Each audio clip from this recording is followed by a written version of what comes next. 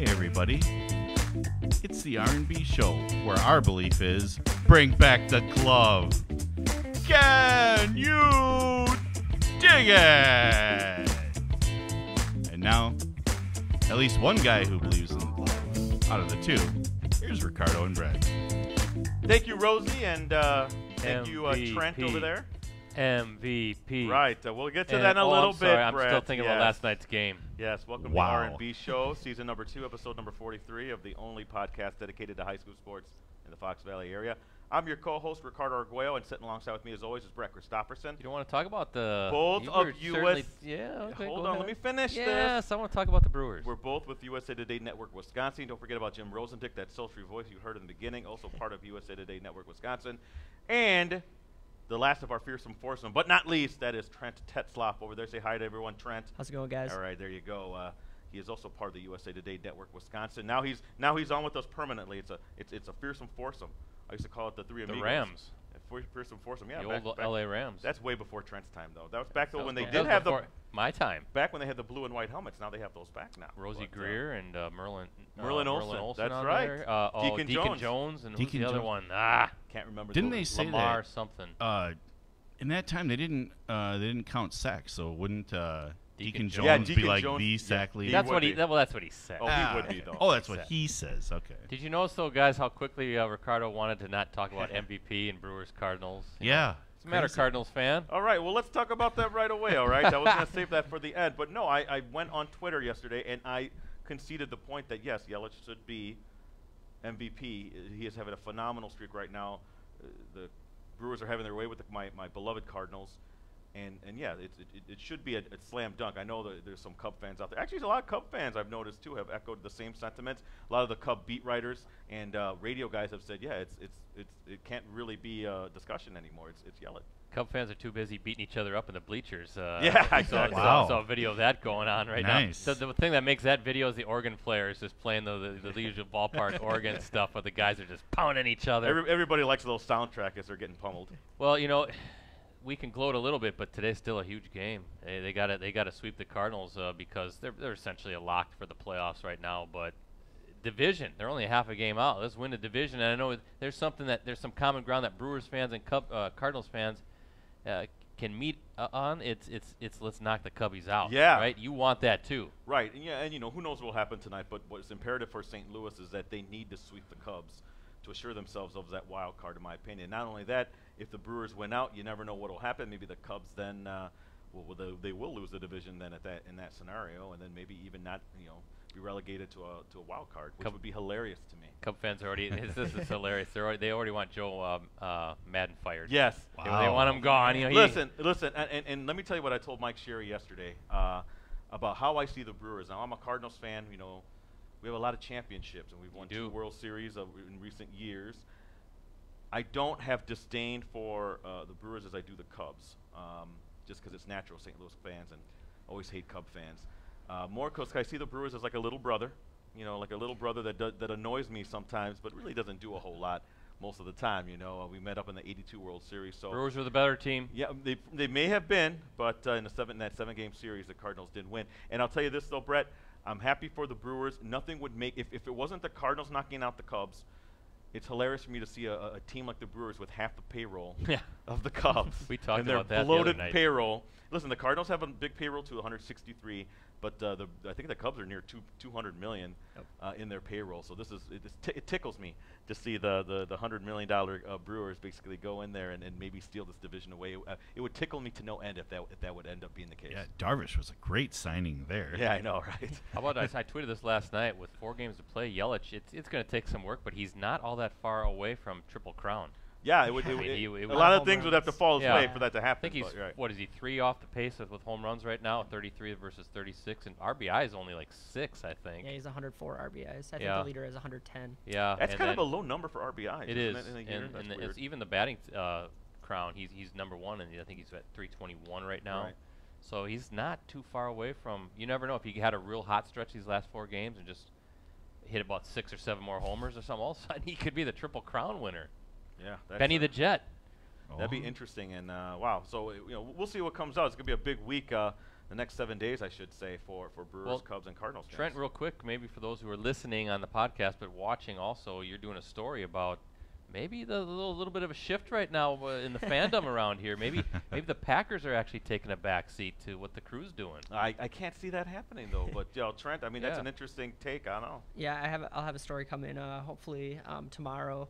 Just about kind of the swing of the Brewers kind of taking over in the fall right now. People kind of turning their backs on the Packers around town and following the Brewers instead of the Packers early in the NFL season, just because of what's going on in the NFL right now and the Packers struggling a little bit. So should be interesting. Well, good stuff. A lot of anger towards the NFL right now. Yeah, there is, That's and right. And with the Packers, I think it's kind of right now everybody's feeling like it's the same old crap. It's the slow start, it's a sloppy play, it's some injuries. Everybody wants McCarthy fired. Lack of innovation offensively right now. It doesn't seem like they have that same punch that they used to, and I think fans are just sort of. If I hear we're going to clean, we got to clean this up one more time. Yeah, we got to clean our house. Oh my gosh. That's a favorite McCarthyism. But well, there's our little national talk to start today's show. Let's want to switch local, over to a couple of topics that we're going to talk about today. The first one is the Kimberly Neenah football recap. A lot of surprises there, I would say, with Kimberly, and we'll talk about that shortly. Then we're going to switch over. I was just at the big Kimberly Appleton North soccer game yesterday. For boys, there's a soccer logjam at the top of the FV. I want to touch on that briefly. And then an interesting, did you see this Art Kabalowski column, Brett? I did. About the club, I skimmed it, yes. AAU affecting high school basketball, the creation of these possible super teams, and what the WI possibly wants to do to curtail that.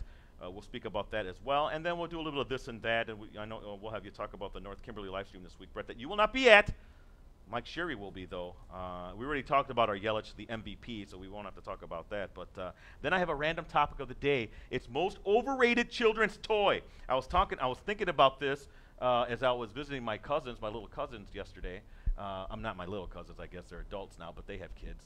And maybe I was looking at some of the toys that they have there. Some of them were throwbacks, and there's one in particular that got me thinking this was the most overrated toy as I was trying to play with it a little bit. And I still, to this day. It's a slinky. No, not a slinky, but we'll save that to the very end. But I want you all to kind of chime in with maybe toys that you think are a little bit overrated in terms of popularity. Okay, well, Trent, do you know what a slinky is, Trent? Yeah, I do. Okay, yeah. He's old enough. He's old enough to know that. Okay, all right. Well, yeah, we'll talk about that soon coming up. But let's first kick it off with Kimberly Neenah football recap. Brett, is Kimberly the team to beat now in Division I after what we saw? We've seen Fond du Lac and Kimberly back-to-back weeks. What say you? I say no. I still say Fond du Lac is a team to beat.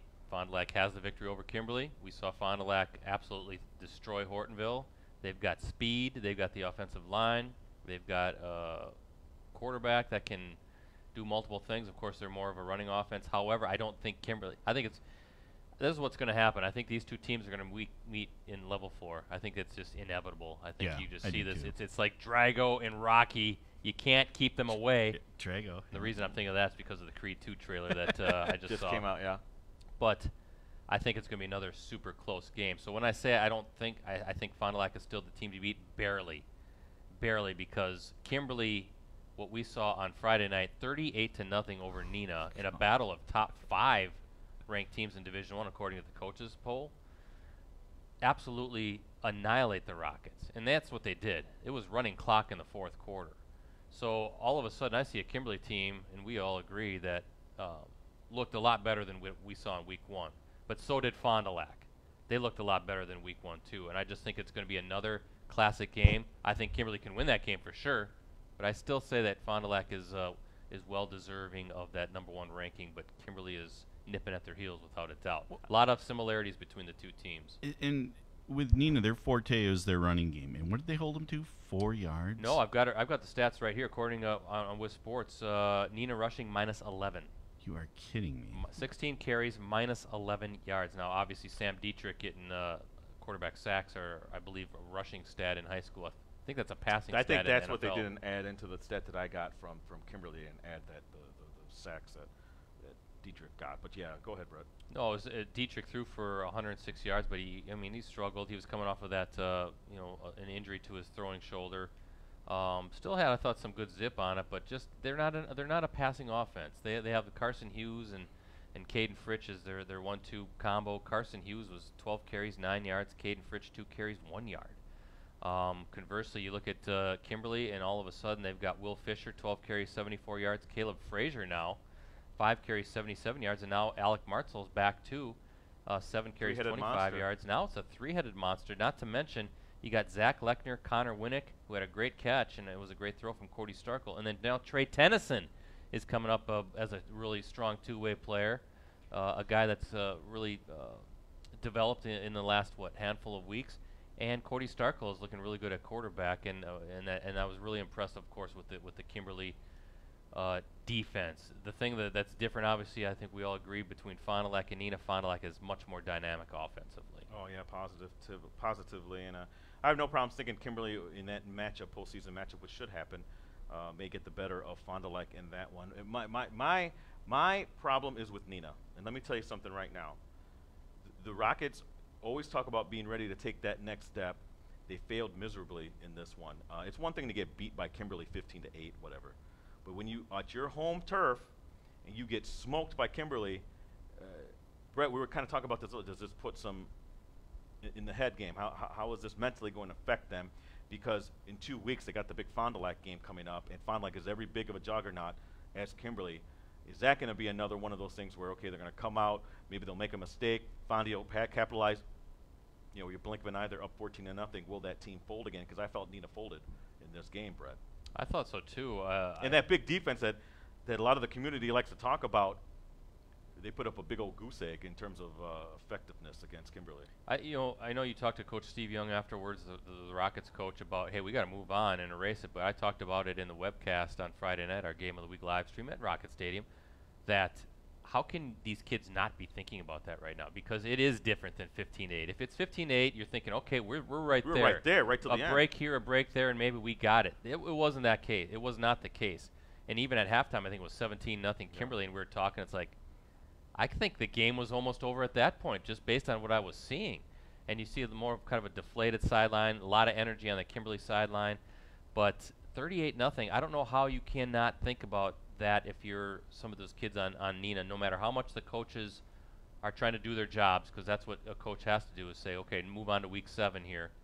But how can you not be thinking about how are we going to make up 38 points if we have to play these guys again, number one. And number two, how are we going to match up against a Fond du Lac team that is every bit as good, if not maybe even a little bit better, when you're trying to get that VFA South championship? They make a few more mistakes, though. That's the difference, in my opinion, between Kimberly and Fond du Lac. Kimberly is almost airtight. They almost are, in terms of not turning the ball over well. Fond du Lac will make mistakes.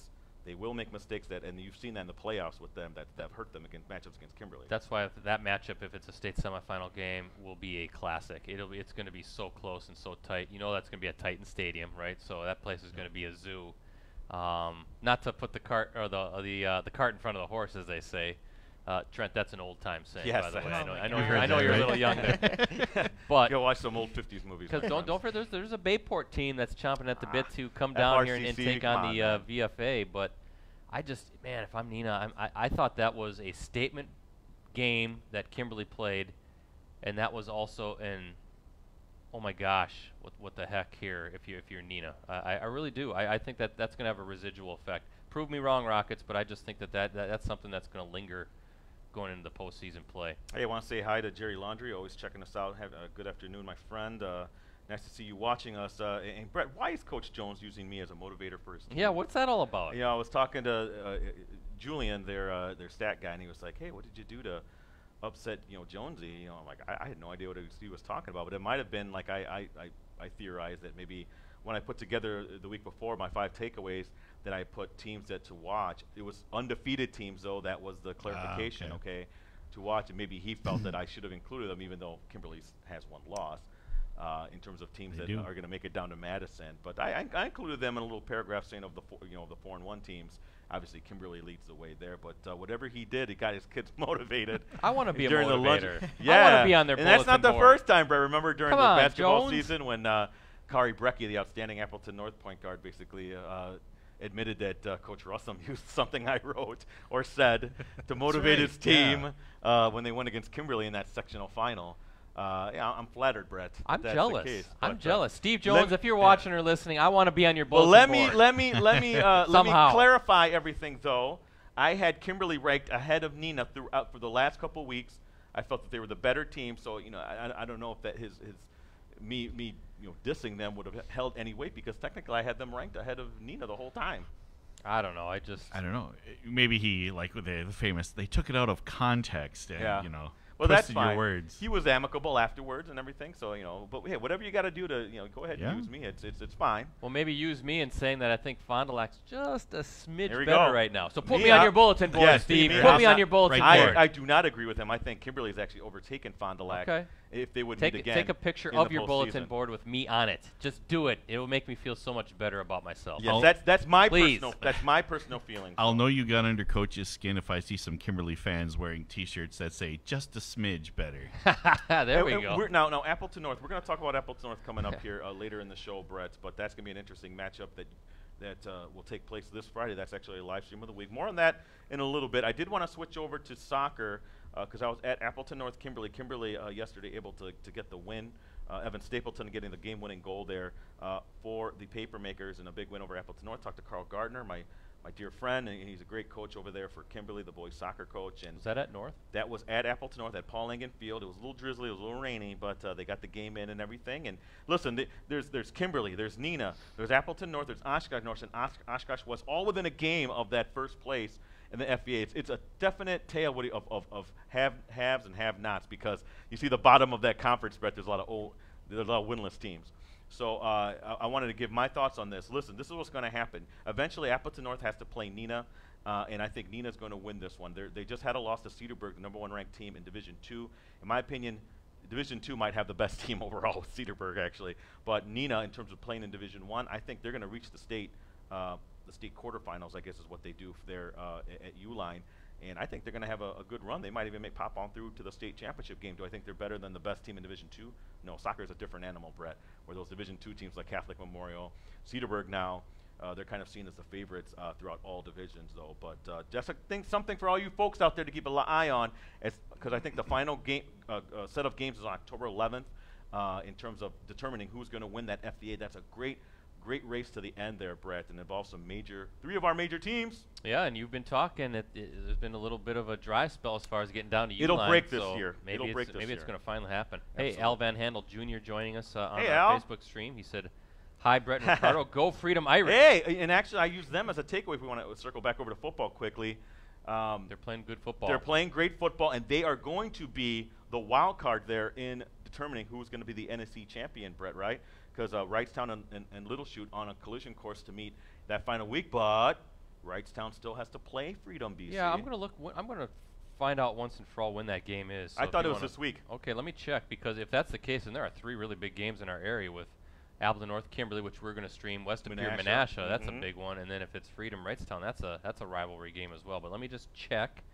Clicking on here to Freedom and Freedom at Wrightstown this Friday. So yeah, 3 big games.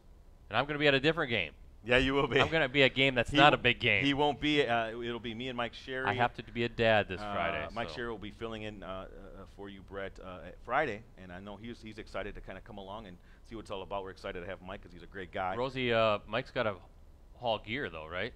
Yeah. No. It's not what? I was planning on helping you do that. He's got to haul gear, too. We were at Paul Engen Field yesterday. The cool thing is we can plug in now.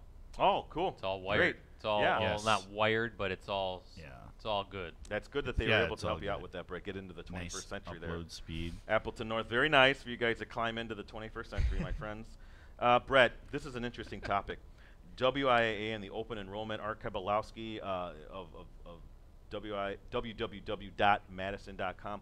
Also, a while ago, my old boss, when I worked at the Journal Sentinel, he had an interesting column, Brett, on basketball in the state. With Nicolay kind of getting the super team going on, and how much AAU and them all being friends, and then open enrolling, and how that's going to affect the WIA down the line with these creation of super teams. And the WIA is well aware of this, and they're already putting out some proposals or maybe things to kind of curtail that a little bit. That's an interesting column, Brett, and I don't know how feasible that's going to be and if it's going to work, but boy, oh boy, you really kind of see the abuse of the open enrollment, and this has nothing to do with private schools either. I was going to say that the private schools for years, look at what the Xaviers, for instance, or FEL. I was just talking about the schools around here, and I'm thinking to myself, wait a minute, It's open enrollment. I mean, I'm seeing a lot of recruiting going on even at the younger levels. I know, Rosie, you can speak to that too. Yeah. You've seen some of that with your kid coming up about kids being looked at by some of these coaches. And, hey, why don't you think about open enrolling in our high school, our district? But it's interesting. I don't know. The proposal basically is what if you can't transfer and have a pre-existing relationship with another player. They're gonna. So basically, WIA is gonna be doing a little FBI action. Right. So basically, what in a nutshell, it's like if you and I played together on the same AAU team, but you were at a different school than me, and I said, you know what, I want to transfer to Ricardo's school. Basically, the proposal would be that ain't gonna happen. I don't know how that's gonna stand up in terms of the legal factors and everything like that, because there's gonna be lawsuits there, Brett, and can the WIA overcome that? Can they pay for that? But it's an interesting dilemma. What do you think? In my opinion, do you like the proposal? Do you like that the WIA is being proactive here? I don't think it's going to stand up, to tell you the truth, in terms of the legal. I hate what's happening, though. Yeah. I hate what's happening. These super teams. Well, definitely now at high school. AAU has ruined the high school. Oh my gosh, is ruining the high school game. There's no doubt about that. And I'm sorry for those out there, because we have a lot of teams out there, a lot of people and a lot of friends that I know who run the AAU teams and everything. But yes, that sort of like super teams that they have in the summer carrying over to the high school game is ruining the high school game, and they have to admit that. They have to admit that absolutely, because now Nicolay it's done. I mean, you already know in Division II is probably, unless knock on wood, somebody gets hurt. You don't want to see that, obviously, but it's done. Yeah. Who's going to beat Nicolay? Yeah. With the talent that they've got coming in, led by Jalen Johnson, one of the top recruits. True. In the country. But who we blame for all of this, though? Not even it's the AAU. It's the parents. If the parents are making concerted efforts to move, like Jalen Johnson, they moved to Nicolay, for this specific reason. Because that's allowable if your family makes a physical move into a different How area ridiculous district. is that? And how do you feel if your son Prairie, and you got to state last year, and you're that coach, and you're thinking, ooh, we got something here, a once in a lifetime player coming through for me, and all of a sudden, hey coach, I'm leaving, I'm going to Nicolay. And we say this, Brett, because the FBA has benefited from this upcoming season. There's been some transfers There's been some transfers. Some of it has been legit, though. I know. I think was it Kimberly who's getting one of those kids that is just it was a work move.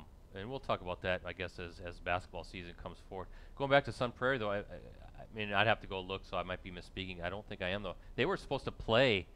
And I think the same thing that Kokona did last year, going down to Florida, and they had to back out. Yeah, because they don't have the talent to compete. They don't have. Yeah, that showcase down there in Tampa. Yeah. So if you just feel bad for those kids and that community, I mean, I'm sure they're watching this kid come up, thinking, "Wow, this is gonna be a lot of fun to watch." And just a quick story before we wind on. Although we got a little bit of later start, so the clock we don't have to be done at 12:30, but. My son, who's a senior this year, played on a club team this summer for the first time, and I was always vehemently against him doing that because I've heard the stories, and I don't think that you get good fundamental play. And how fun was that paying for that? It wasn't as much okay. Because the club team, in essence, was the high school team that he was going to be with. So then I was like, okay, you're playing basically. There was a couple kids, one from Kimberly, one from Ashwaubenon. But basically, it was mostly kids from his high school. So I was like, okay, you're getting some playing time with your team. So it was good, and they had good practice time, and they were doing the fundamentals because the coach is very good at teaching that stuff. Excellent coach, actually. But some of the things I saw at these tournaments just made me think, what the heck is going on here? Example was run and gun, absolutely no rhyme or reason to what they're doing. And the funny thing is our team would come in and would carve them apart because they played fundamental basketball. And I could hear, like we were down in Romeoville, Illinois, a Chicago suburb, southwest suburb. I had to drive down there one day. And I could hear the coach from one team watching another team from the same program now play our team after our team dismantled his team. And you can say, look at these guys. They all can shoot. They all can pass. What's going on here? I'm saying, well, that's because they're playing basketball, bud. They're not running up and down the floor playing run and gun and seeing how many points we can score and playing wild basketball. And then you see these coaches in some of these other programs so demonstrative. It's about them, up and down, yelling at the officials, putting on a big show. And it was like, my God, thank God my son's a senior. Not that I want him to grow up too fast, but I don't have to put up with this crap anymore. Yeah, I just think it in some ways it was a farce. Seeing some of how these programs are out there, and like you said, the money. It's a money make. Now there are some good programs out there. Yeah, and I know several people from around here who run the local clubs. That's not what we're talking about. But we're talking about some of these little shady stuff where these guys are making some pretty good money, and the directors of these programs. And what are these kids getting out of it? They're not getting any sort of showcase to these colleges. I think these parents think that, my kid's going to play AAU, so that's going to be my kid's going to be out there. And all these college coaches are going to watch. No, that's not the case. It's only the elite AAU programs that really generate the Mike Krzyzewskis and the John Calipari's of the world, that sort of thing.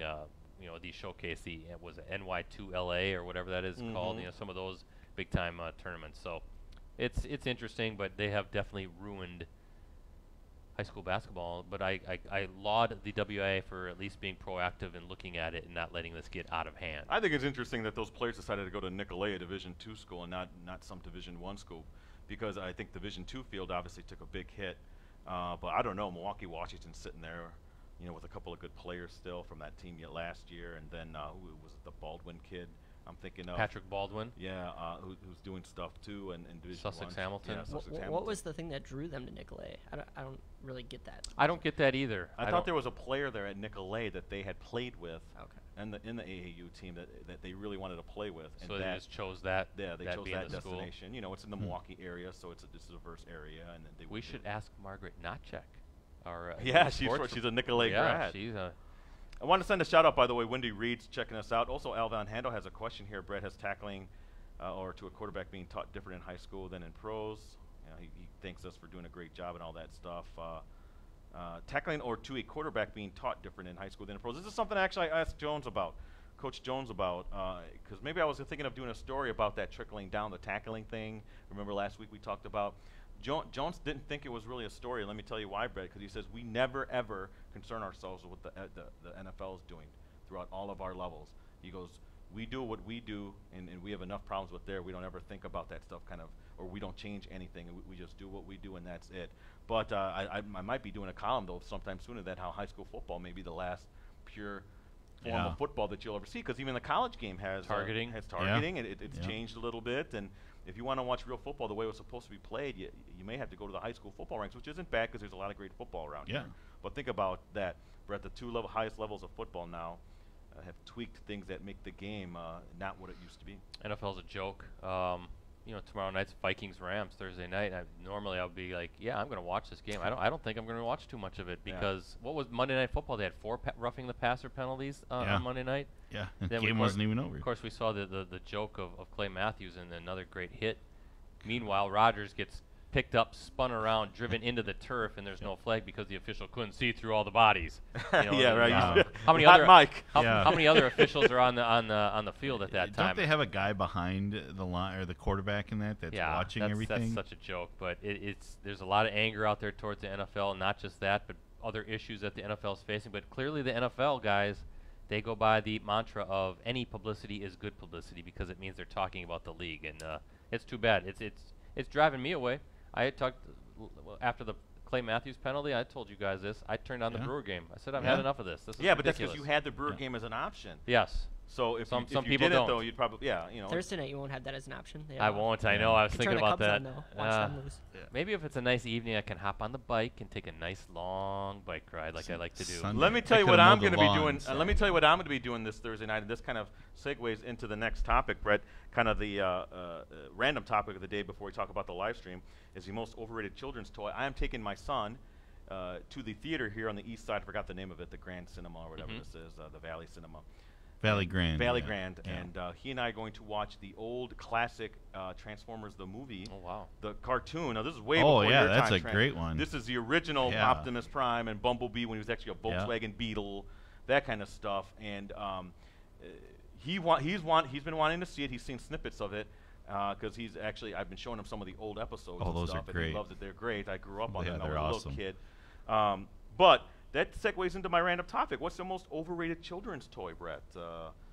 Can I give mine right away and kind of get the ball rolling? Etch-a-Sketch. Wow. Etch-a-Sketch. Yeah. Now, every time you Okay. look at the box, I know this because they just bought one for my little niece. They still make them? Yeah, they still make them. And not just that, you look on the box and they have these incredible drawings and stuff like that. I don't know how they do it. Yeah. But then when you get it, you're making like 3 lines. You're maybe making a box. Yeah. You know, maybe a 3-dimensional box if you're getting real creative. Yeah, You know what I exactly. mean? But that's the most overrated toy. And half the time when you switch it, it doesn't even clear at all. Yeah, you Completely gotta overrated toy. shake it. You gotta to shake it. erase It still don't erase work it. right. It works right for like a week, and then it's just a pile of garbage. That's my overrated toy. You brought up the Slinky. I kind of thought about the Slinky a little bit, but I remember having a lot more fun with the Slinky than I did with that Etch-a-Sketch. Brett, what's your overrated toy? And we're gonna get Brett, and we're gonna get Rosie's and Trent's too. I'm gonna say Legos. Because you What? step on them, right? Well, Legos because they're limited in what you can do with them. You build the little thing, and then like, okay, now I'm done. Now what do I do with it? What are you And talking about? you There's don't some- play There's it. have imagination. No, There's you some don't know. Legos where you can build the Death Star. You and buy stuff. the set, Okay. and then you build it, and that's it. Do you actually play with Legos, or do you just build it and then put it Yeah, away? that I can see. We would make cars and things like that, and you could race the cars because you could add like, Yeah. wheels and stuff Yeah. onto them. So there's a lot. Yeah, you but could then do. they Yeah. break real easy, right? Yeah. Well, they fall apart, Yeah. but you I- put them back I together. you just make 'em remember strong getting enough. Legos Yeah. and thinking it was fun for a while that you build it, and then you're like, well, I just built it. What and about- and it's a certain set that you have to build for it to work, and it's like, well, I And it guess never looked like the picture. no. You know? Yeah. It's like Lincoln Logs. I'm a big fan of Lincoln Logs. Oh, I either. love those. Okay. Those All are right. cool. All right. Overrated toy, Rosie. I want to say like the Cabbage Patch Kids. Okay. What? I never got one. Did of you those. play with those? No, I thought they were the stupidest things ever. I'm like, what? And then over Christmas, oh my God, the fights that people would get into to get these things. I'm like, why? We were poor folks in Chicago. We never saw one of those, but we saw the. I saw 'em on the cheap, TV. I saw the cheap knockoffs though. What But were the kids, those? the kids, they always know. I can't remember the name, but they Oh. looked like Cabbage Patch by a third-rate company out of China. Yeah. You know what I mean? But the kids always knew. I mean, They always knew they yeah. weren't the real thing. I mean, does that count as a toy? The only other thing I can think of was like those 8 balls that you ask questions and Oh, then right. you turn it Balls. over. Yeah. I'm like, what is this? Yeah. How about okay. how It's about not even a Tinker toy. Toys? Oh yeah, yeah. It's- Tinker Toys. Tinker Toys are all right. I don't Pickup mind Tinker sticks. Toys. How about Yeah. a game of pickup sticks? Yeah. That's a blast, huh? Ooh, Wow. yeah. All right. Or the Pet Rock. Trent. I gotta go with Connects. I never enjoyed playing Connects. Okay. I was strictly Legos, Lincoln All right. Logs, even the Yeah. Tinker Toys. Connects, I just was not a fan of. Is that I don't like know an why. erector set sort of? Yeah, it was in some way similar to Connects, but or to what am I thinking of, the one you guys just mentioned? Oh, I know what you're yeah, talking about. Yep. Where you My had to, son had it. you Yeah. had to slide them Mhm. into each other, and they made They, similar they structures. could bend a to- little bit. Yep. Yeah. Yeah. Yeah. But then trying to take them apart is like impossible because once Yeah. they snap in, it's like they're Yeah, locked. they snap in. That's what. Interesting. Yeah. That's Wow. my problem with Legos, though. You try to get them apart, and sometimes you got to get like a little screwdriver because they're Well, you got to little use the pieces. orange tool they give you. Have you never Ah, seen? See, Rosie knows. Have you never seen Connects, Ricardo? I don't think I've ever seen Connects. No. Maybe you have. You just. Yeah, yeah. I never It's like, played with oh, them. I okay, never yeah. played with them. I'll Yeah. tell you that. I did play with Lincoln Logs. I do remember that. And I bought my son a big box of Lincoln Logs, and he had no interest in them. He tried playing with them a little bit, but I don't think he liked I think them we too still much. have a bucket in our closet. What was like your favorite toy growing up? Oh, mine was Transformers. Anything Okay. Star Wars. I had all the Star Wars stuff. I never played Okay. with Star Wars stuff. I still have the Millennium Falcon in the basement. I Okay. had this toy. I can't remember what it was called. It was like Big Kick or something. It was you had a goalpost that you could set out, and then they had a little tape roll that was like goes from the goal line all the way to like the 50-yard line or something. And it gave you a plastic football. It was probably about 4 or 5 inches high, and then this dude, you popped his head, Oh, I remember And that. he kicked Yes, the ball. yes, Yeah. I remember that. and I was heartbroken one day because my brothers were like, I'm going to see how far I can kick it. And they would actually use a shoe and hit him on the head with it. And then he did it. He hit him on the head with it, and then his leg went flying through the goalpost. How and he was about broke. electric football sets? Electric Those football old- was those cool. are Those are awful. I liked electric Oh, they were football. Well, you couldn't play it. You Yeah, try to so set up they a ran play and around then they in a go circle. backwards. Yeah, Yeah, it's like it was still zzz. kind of cool though. I mean, Yeah. especially if you had some of the team, because I didn't have that. One of my friends did, and it was kind of cool seeing all the painted. He had Oh, actually had yeah. painted teams. But Yeah. you could never throw the ball. No, right. You could never or get you had to do terrible. something to do that. I forgot how Yeah. you did it, but They would just all go around. I in remember being so circles. excited to run a play, and then they'd all go out. It's Yep. like, I'd get so frustrated. Oh, that so was- when I was a kid, and you got the Transformers. in the show they transform so quick, and then you're sitting there trying to do it. It takes like 2 minutes, and you still keep doing the sound effects right for 2 minutes. Like for 2 minutes, you're like, man, will this transform already? Let me tell you something though. I was a little upset. This movie I'm showing Diego, he hasn't seen it yet, but this is how heartless toy companies are. To make new Transformers, they killed off the old ones in the movie. I don't know if you remember seeing it. And it happens within the first 5 minutes. Imagine 10-year-old Ricardo. I've watched these guys for 2 seasons. They've become my heroes, my friends. And then you're watching them get obliterated on the screen. Optimus dies. Megatron dies, or he gets like reshaped or something. So I'm watching my heroes get all for the bottom line, for money, to get new product in there. But as a 10-year-old, you don't comprehend that. I remember I went with a bunch of other kids over the neighborhood to go see that. We're all in shock that, Optimus, that's our hero, and you just killed him. So that's one thing I'm looking forward to seeing how Diego reacts to that, because Optimus, he knows Optimus Prime from the kind of the new Bay stuff, Because they had to hustle in Rodimus Prime. They had to hustle in a whole new set of toys. Rodimus Prime. But they don't care about the kids who are crying their eyes out and stuff like that. That's heartless, man. That's toy companies right there. Al Van Handel said his was mini bowling pins in the bowling ball. He's a big I remember bowler. that too. I remember those.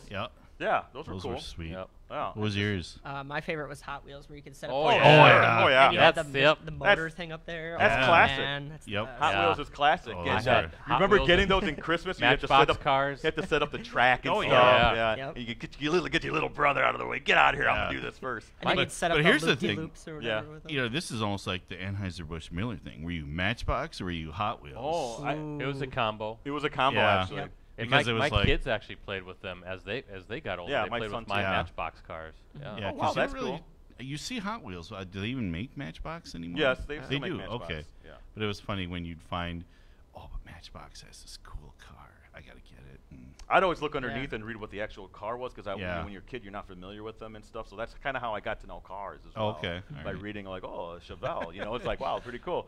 That's good stuff. A good discussion, guys. See, we're going to have a random topic every week. But Brett, before we wrap up here real quick, North Kimberly live stream this week. We're excited about that. You won't be there. You have another commitment. That's I have a family commitment. Yes, you do. But North Kimberly, we're excited because this is usually the big game every year. And I don't know. Feel like not to offend Trent, because he's a North grad, but North is a little underperformed this year, so I don't know how much of a big game it is. Yeah, it doesn't feel like it has that same buzz going into this one, but still, we'll see what Appleton North can do. They had a first half where they struggled a little bit against Kaukauna, but then turned it on the second half. But it's a defense that might have a little crack, so we'll see. Kimberly coming off a big win against a good defense like that. I think the edge goes to Kimberly, but who knows? It's a rivalry game, and these games have been tight in the past, and it's just one of 3 big games, as we said. But you can go. Live coverage starts 6:45 at postcrescent.com, facebook.com/postcrescent. Also, it'll be on all of the USA Today Network Wisconsin websites and Facebook pages. Mike Sherry will be pinch hitting for me. He might Wally Pitt me. He might I might be Don Mikowski to his Brett Favre. Oh, there you we're go. We're gonna see what happens here, but I'll be paying attention. I'll be at a different football game, but I got to be there for a family deal. But I'll be back the following week. For them to even compete, Carter Robinson needs a huge game and no turnovers, in my opinion. Surprised that your Appleton North kids are struggling a little bit this season? Well, I'm first of all, I'm going to agree with you guys. I think Kimberly's going to come out with it, because obviously Appleton North lost to Nina earlier in the season, and you saw what Kimberly did to Nina. But I'm a little surprised because their success with the quarterback and defensively and defensively they've been struggling. That's the thing that's shocking everyone. I just don't think their line is as good as it was in years past, which is what's making them struggle a little bit. You think if Spash could put 36 on Appleton North, that what could Kimberly do potentially, especially how good that offensive line and defensive line played the other night. But you never know. When these two teams get together, sometimes you got to throw the records out, in some cases. So we'll see if that is the case with this game coming up again on Friday, 6:45 p.m. Please tune in, postcrescent.com. Tonight's last thing before we wrap up here, preview tonight's varsity roundtable featuring Kimberly boys volleyball players Chase Robinson, Trey Anderson. Excited to have them on, Brett. They've been doing very well this season, one of the top-ranked teams in the state. Second. They did well at that Hash Invitation, over there at Kaukauna. I think they finished second. And also ranked number 2 as well. So we're excited to have some boys volleyball players for a change on the show, Brett. Excited for that. Yeah, I think they were bugging you when we were. Yes, they were. We were live streaming the Kimberly shouting up at us. Hey, Ricardo, when are you going to put us on? And hey, they're ranked second. I looked it up today. They have never been to state. Kimberly boys volleyball. Okay. We've got it all promoted out on social media, Facebook, Twitter. All this stuff is ready to go. Mike Sherry pinch hitting for me tonight too, so I won't be able to enjoy the Papermakers appearance. But again, I'll be keeping an eye. I got to be at some ceremony, and I'll be kind of looking at my phone, and my wife's going to be nudging me, saying, "Pay attention, pay attention." Yes. But I'll be making sure everything's good. Yeah, we couldn't Skype you in during the broadcast. Yeah, well, I'll figure it out. Make sure you mention during the show our new sponsor. Absolutely, I will do that. So thank you again for everyone for tuning in to another R&B Show podcast. Again, check us out on if you just want it on your phone. Check us out on iTunes, Google Play, or Stitcher. That's the best way to find it. MVP. Yeah, that's Brett Christopherson, by the way, pushing for Yelich for MVP. For For Brett, I'm Ricardo. For Rosie, for Trent, can I call him Double T? I'm going to have to come up with a nickname for T-Square? Trent. T-Squared. T-Squared, Oh, I like it. T-Squared. T-Squared. I'm sure he's T-Squared heard might be that the one. before. Yeah, all right. Might have to go with that way. Again, thank you for tuning in. We'll see you back here again next week for another episode of the R&B Show. Am I going at it? Go ahead. See if I can hit it. Right on Wow. the 2 in button. a row. This guy's good. MVP. MVP.